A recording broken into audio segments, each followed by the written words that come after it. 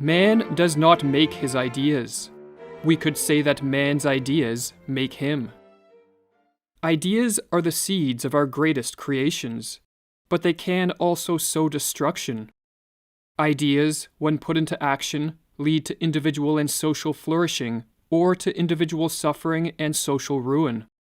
And certain ideas, as we will explore in this video, can induce a mass psychosis and motivate individuals to commit acts of such cruelty and depravity that to an outside observer the society will appear to be possessed by evil.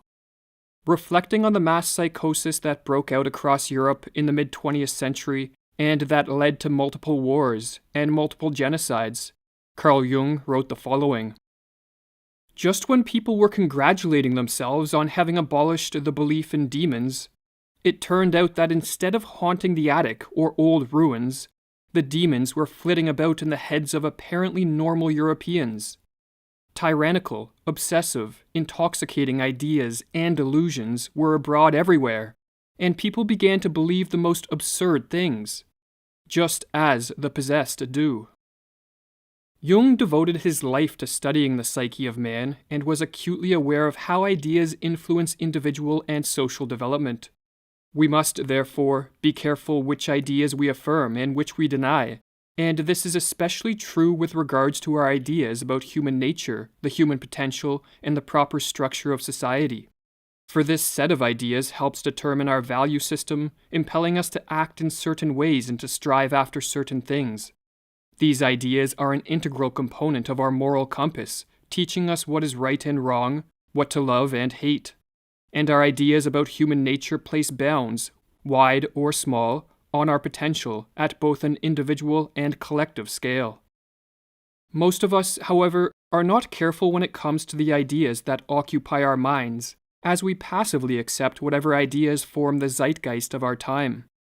Most of us, in other words, are controlled by the ideas of other people, and we give little thought as to whether such ideas are right or wrong, beneficial or harmful. And as the psychologist Silvano Arietti warns, if he controls your ideas, he will soon control your actions, because every action is preceded by an idea. Sometimes this passive conformity in the realm of ideas promotes our well-being and contributes to a prosperous society, but at other times the ideas that make up the spirit of our age do the opposite. Certain ideas weaken us, make us prone to fear and anxiety, disconnect us from reality, drive us to excessive hate, cause us to regress psychologically, and distort our view of human nature and the human potential. Ideas of this variety the Russian author Fyodor Dostoevsky labeled as demons.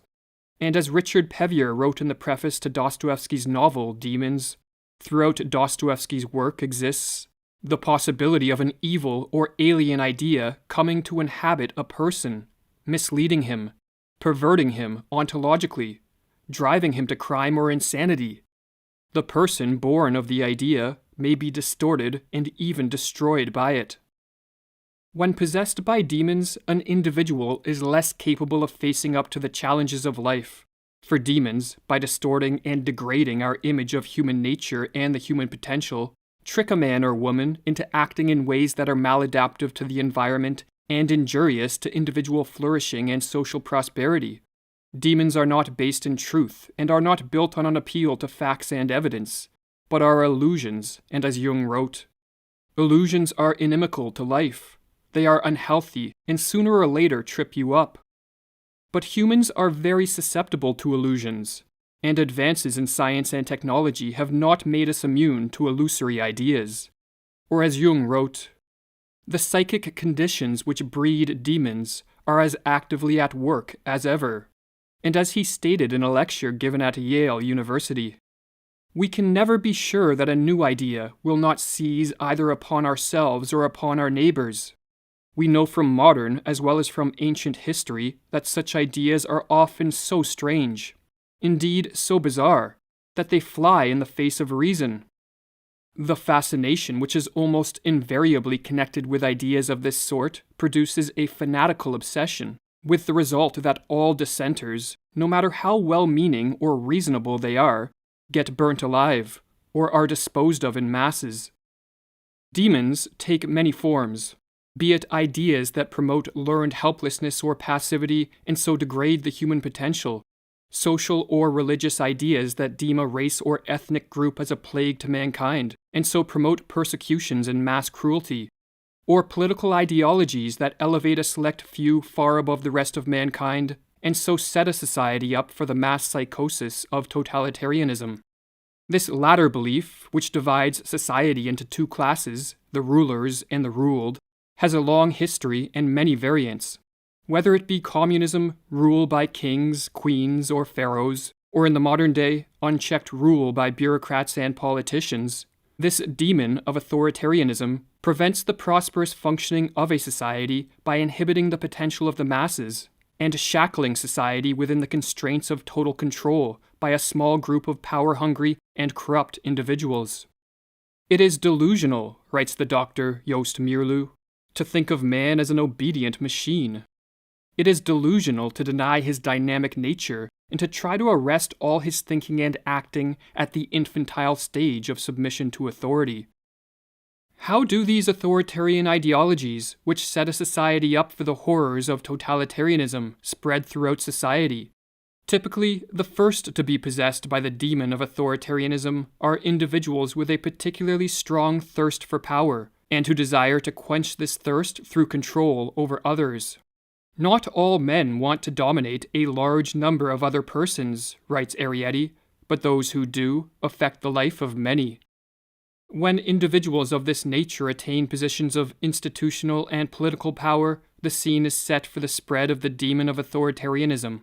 For these individuals gain power and resources the more this demon spreads, and so they instinctively seek to disseminate their favored authoritarian ideology as far and wide as possible.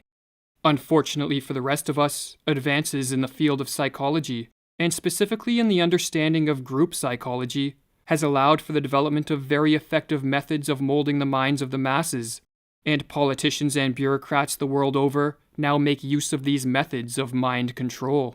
Or as Meerloo explains, just as the technological advances of the modern world have refined and perfected the weapons of physical warfare, so the advance in man's understanding of the manipulation of public opinion have enabled him to refine and perfect the weapons of psychological warfare. And totalitarian psychological warfare is an effort to propagandize and hypnotize the world into submission. But are the individuals who spread these authoritarian ideologies simply evil? Do they spread these ideas, in other words, with the intention of causing harm to other people? The Russian author Alexander Solzhenitsyn, who lived in a society caught in the grip of the authoritarian demon of communism, suggests that such individuals are evil, but that they lack full awareness of the fact that they are setting society up for ruin. Instead, such individuals convince themselves, and then others, that what they are doing is for the good of society, and not merely for their own personal gain. Or as Solzhenitsyn writes, "To do evil, a human being must first of all believe that what he's doing is good, or else that it's a well-considered act in conformity with natural law." Or as he further explains, "Ideology, that is what gives evil doing its long-sought justification, and gives the evildoer the necessary steadfastness and determination. That is the social theory which helps to make his acts seem good instead of bad in his own and others' eyes, so that he won't hear reproaches and curses, but will receive praise and honors." In the next video, we will explore how this small group of power-hungry individuals is able to spread the demon of an authoritarian ideology to the masses at large, and in the process induce the mass psychosis of totalitarianism. We will explore the techniques that are used for the dissemination of this demon, the conditions that create fertile ground for its spread, and the role that modern technology plays in this process. The comparison between totalitarianism and psychosis is not incidental. Delusional thinking inevitably creeps into every form of tyranny and despotism. Evil powers from the archaic past return. An automatic compulsion to go on to self-destruction develops, to justify one mistake with a new one. To enlarge and expand the vicious pathological circle becomes the dominating end of life. This delusion starts with the leaders, and is later taken over by the masses they oppress.